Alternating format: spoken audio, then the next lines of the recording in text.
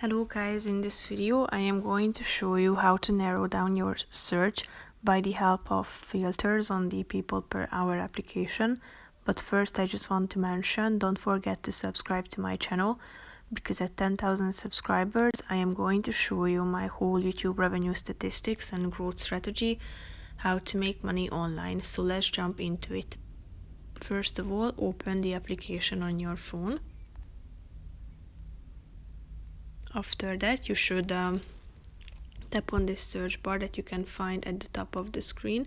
So tap on it, and then you can find here suggested categories and all categories here. So you can also type in a specific keyword or something that you have in mind particularly. So type it in or either select a relevant option, and after that you can choose from these available subcategories.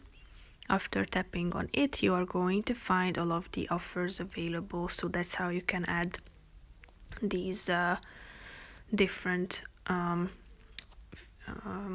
filters. And if you tap on the relevant one, you can further it down. So if you tap on music and audio, you are going to find other subcategories, and if you tap on the subcategory, you are going to find other filters such as videography, image editing, and so on. So that's pretty much it for this video, guys. See you in the next one. Bye bye.